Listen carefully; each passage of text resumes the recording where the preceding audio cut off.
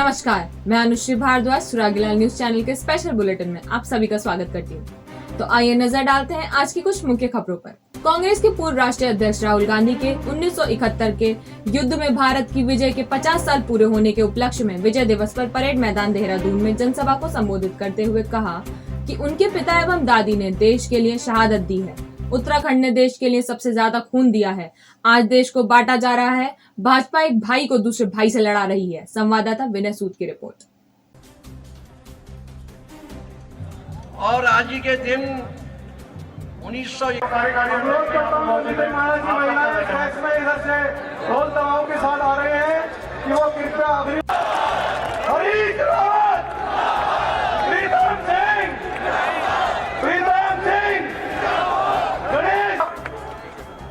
छोटे दुकानदार, middle size और स्मॉल साइज बिजनेसेस बंद होते जाएंगे। एयरपोर्ट, पोर्ट्स, इंफ्रास्ट्रक्चर, सड़कें, माइंस, सब का सब उन्हीं 3-4 लोगों के हाथ में चला जाए। और आप लिख के ले लो, ये देश अपने युवाओं को रोजगार नहीं दे पाएगा। उत्तराखंड के मुख्यमंत्री पुष्कर सिंह धामी ने देहरादून में कांग्रेस के पूर्व राष्ट्रीय अध्यक्ष राहुल गांधी की रैली पर सवाल उठाते हुए कहा कि जिन्होंने सैनिक कल्याण के लिए कुछ नहीं किया, आज वह भी चुनाव देखकर सक्रिय हो गए हैं। संवाददाता विनय सूद की रिपोर्ट। आज माननीय प्रधानमंत्री जी के नेतृत्व में बहुत तेजी से हमारी सेना मजबूत हो रही है। सेना पहले भी मजबूत थी, लेकिन सेना के मनोबल को जो बढ़ाने का काम इस समय में हुआ है। और ये ज़रूर है कि मैं जानता हूँ जिन लोगों ने कभी सैनिकों के हित में कोई काम नहीं किया, आज क्योंकि चुनाव आ गया है तो उनको भी सैनिकों की याद आ गई। बनबसा में कोरोना का विस्फोट हुआ है। नेपाल से भारत आ रहे 25 लोग कोरोना संक्रमित पाए गए, जिनमें से भारत नेपाल मैत्री बस सेवा के 14 यात्री शामिल थे। टनकपुर के एसडीएम हिमांशु कफलटिया ने बताया कि सीमा पर एंटीजन व आरटीपीसीआर सैंपलिंग बढ़ा दी गई है। संवाददाता गुरदीप सिंह की रिपोर्ट।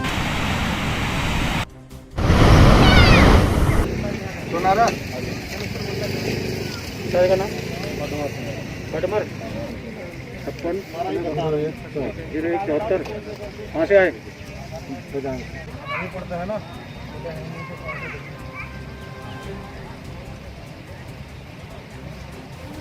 भारत नेपाल सीमा के बनबसा पोस्ट पे कल काफ़ी लोग जो नेपाल से भारत में आ रहे थे वो कोरोना पॉजिटिव निकले हैं। इसमें कई वो लोग भी शामिल हैं जो मैत्री सेवा के थ्रू इंडिया में आ रहे थे। हमारे द्वारा वहाँ पे पूर्व में ही कोविड चेकिंग करी जा रही है, जिसमें कि ये लोग पकड़े गए हैं। ऐसे लोग जो भी कोविड पॉजिटिव आए उनको हमने वापस भेजा है, कुछ बसें भी हमने वापस करी हैं। बैंक कर्मचारियों की देशव्यापी हड़ताल के तहत काशीपुर में माता मंदिर रोड स्थित पंजाब नेशनल बैंक की शाखा के समक्ष यूनाइटेड फोरम ऑफ बैंक यूनियनों के बैनर तले कर्मचारियों ने प्रदर्शन किया। कॉमरेड सत्यपाल शर्मा ने कहा कि जिन उद्योगपतियों पर लाखों करोड़ रुपए का कर्ज बकाया है, सरकार निजीकरण के तहत उन्हीं उद्यमियों के हाथों बैंक को बेचना चाहती है। भारत सरकार के द्वारा अब बैंकों का निजीकरण किया जा रहा है। उसी को लेकर के ऑल इंडिया बैंकर्स ने आज पूरी हड़ताल कर दी है, जो 2 दिन की रहेगी। और आप बता दें कि कोई भी व्यक्ति जो भी निजीकरण में जाएगा और नुकसान ही उठाएगा, ये बैंकर्स का कहना है।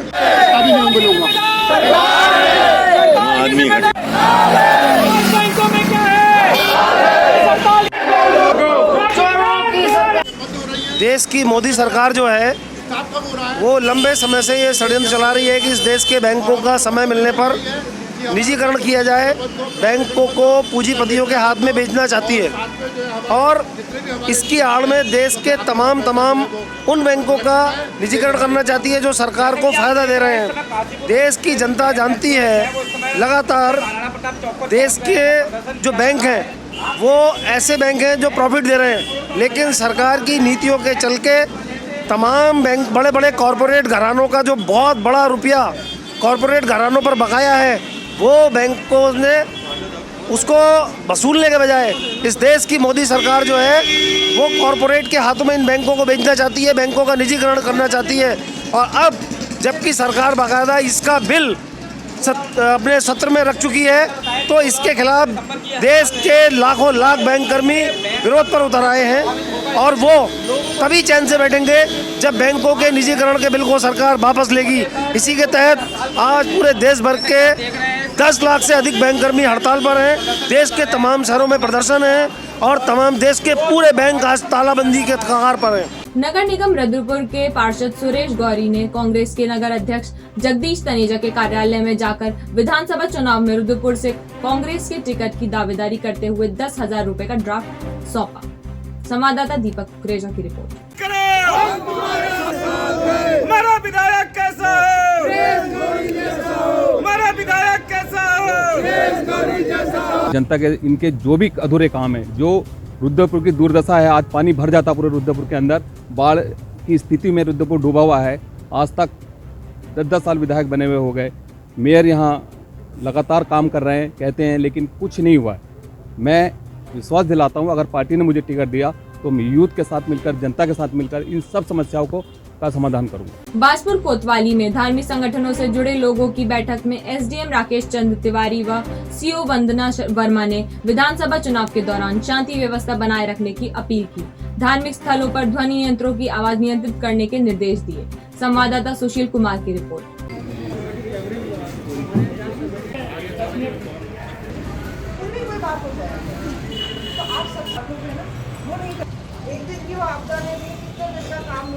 क्या कि जो लाउड स्पीकर तेज़ी से आवाज़ करते हैं, जिससे सबसे ज़्यादा बीमार व्यक्ति को प्रभावित होते हैं, उनको दिक्कत होती है। इसी तरीके की प्रेगनेंसी महिलाओं की दिक्कत होती है। और अभी हमारा एग्ज़ाम चल रहे हैं बच्चों के, तो बच्चों को भी जैसे उनका ध्यान भंग हो जाता है और उनको पढ़ने में या एग्ज़ाम की प्रिपरेशन करने में दिक्कत होती है। इस संबंध में माननीय उच्चतम न्यायालय द्वारा समय समय पर डायरेक्शन जारी किए गए हैं और पोल्यूशन कंट्रोल बोर्ड द्वारा भी इसमें कहा गया है कि इसमें समय समय पर इनके साथ बैठक करके और नियत समय सीमा के अंतर्गत ध्वनि विस्तारक यंत्रों का प्रयोग किया जाए। स्वागत मंडप जसपुर में आजादी की 75वीं वर्षगांठ के उपलक्ष्य में स्वतंत्रता सेनानियों व शहीदों के परिजनों को सम्मानित किया गया। सूबेदार मेजर हरपाल सिंह ने कहा कि आज ही के दिन 1971 में भारत ने पाकिस्तान को युद्ध में पराजित किया था। आज का दिन विजय दिवस के रूप में मनाया जा रहा है। खटीमा में मुख्यमंत्री पुष्कर सिंह धामी की पत्नी गीता धामी ने शहीदों के परिजनों को सम्मानित किया। काशीपुर में रुद्राक्ष गार्डन में विजय दिवस मनाया गया। जसपुर से दीपक चौहान, खटीमा से गुरदीप सिंह की रिपोर्ट। पाकिस्तान के रूप में उसमें हासिल हुई, मैं इस कार्य रहती है, लेकिन आजादी के बाद बहुत ही शुभ दिन है। सबसे पहले तो आज एक स्वतंत्रता दिवस है कि हमारे देश को आज़ाद हुए 75 साल पूरे हो रहे हैं। और दूसरी खुशी है कि आज एक विजय दिवस के रूप में भी मनाया जा रहा है। जो पाकिस्तान के साथ हमारी 1971 लड़ाई हुई थी, उसको आज 50 साल पूरे हो रहे हैं। कितना खुश दिन है कि इस दिन को पाने के लिए हमारे वीर सैनिकों ने अपना खून बलिदान किया। कंपनी अपने राष्ट्रीय सांस्कृतिक कार्यक्रम में आज़ादी के 75 वर्ष पूर्ण होने पे हमारे देश के यशस्वी प्रधानमंत्री माननीय नरेंद्र मोदी जी के द्वारा अमृत महोत्सव मनाया जा रहा है। यहाँ पे पूरे देश में अमृत महोत्सव मनाया जा रहा है। इसमें आज यहाँ पे खटीमा में भी अमृत महोत्सव का कार्यक्रम यहाँ पे आयोजित किया गया, जिसमें हमारे स्वतंत्रता सेनानियों के परिवारों को और जो हमारी वीरांगनाएँ हैं जिन्होंने अपने देश के लिए अपना सब कुछ न्यौछावर कर दिया, उनके परिवारों को, उनकी वीरांगनाओं को यहाँ पे सम्मानित किया गया। डिप्टी एक्साइज कमिश्नर विवेक सोनकिया ने ग्राहक बनकर रामनगर में शराब खरीदी तो सेल्समैन ने अधिक दाम मांगे। इसके बाद 1 लाख रुपए से अधिक का जुर्माना किया। छापामार की यह कार्रवाई ओवर रेट पर शराब बेचने की शिकायत पर की गई। संवाददाता कैलाश सोयाल की रिपोर्ट।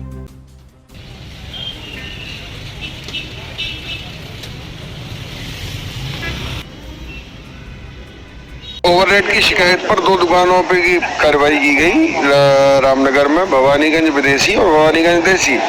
इसमें भवानीगंज विदेशी पर ओवररेट मिला है और भवानीगंज देसी मदिरा पे कोई ओवररेट नहीं मिला, लेकिन अन्य अनियमितताएं पाई गई। वन प्रभाग रामनगर में प्रशिक्षण के बाद 26 वन आरक्षियों को परीक्षा में सफलता मिली है। अब इन्हें कार्यभार सौंपा जाएगा। रेंज अधिकारी शेखर तिवारी, भुवन सती, भुवन चंद पांडे, वीरेंद्र पांडे, संजय कुमार ने प्रशिक्षण दिया। संवाददाता कैलाश सोयाल की रिपोर्ट।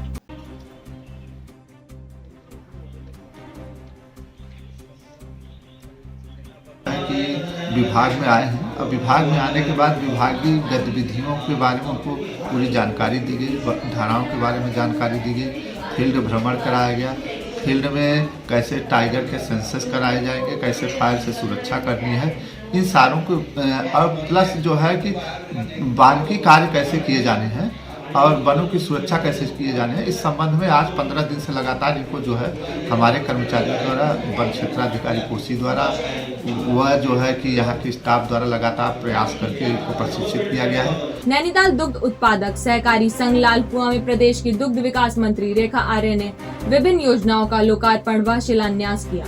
अधिक दुग्ध उत्पादन करने वाले दुग्ध उत्पादकों को प्रोत्साहन राशि के चेक वितरित किए। संवाददाता सचिन गुप्ता की रिपोर्ट।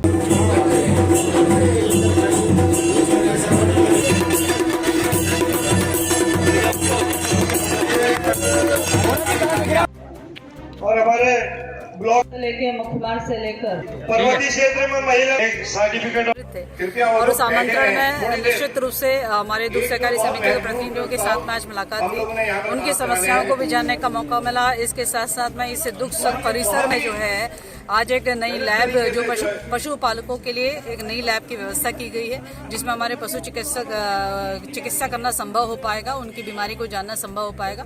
इसके साथ साथ में आज बहुत ऐसे जो कि बहुत अच्छी मात्रा में दुग्ध उत्पादन कर रहे हैं, उनको प्रोत्साहन राशि भी वितरित करी गई है। मैं समझती हूँ कि यह एजीएम की बैठक निश्चित रूप से सफलता की ओर जाते हुए दिख रही है। सैन्य धाम देहरादून के शहीद द्वार का नाम पूर्व CDS विपिन रावत के नाम से जाना जाएगा। 63 करोड़ की लागत से 2 लाख में तैयार हो जाएगा। प्रथम विश्व युद्ध से लेकर अब तक शहीदों के चित्र विवरण के साथ लगाए जाएंगे। संवाददाता विनय सूद की रिपोर्ट। भावना रखते हैं वो भूमि शंखनाद की भूमि है, देवभूमि उत्तराखंड दुनिया के गौरवता का शिखर होगा, उपलब्धि का शिखर होगा। उत्तराखंड की सरकार भी बहुत सारे कुछ ऐसे फैसले किए हैं हमारे भूतपूर्व सैनिकों के लिए, और मैं मानता हूं कि यह तो सचमुच वीरों की धरती है, बहादुरों की धरती है, हमारे सेना के जवानों की धरती है।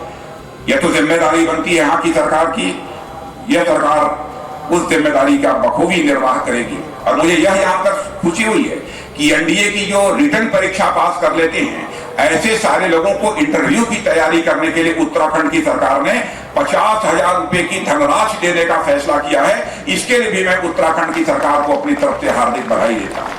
आज के लिए बस इतना ही। उत्तराखंड से जुड़ी सभी खबरों को जानने के लिए देखते रहिए सुरागीलाल न्यूज चैनल। धन्यवाद।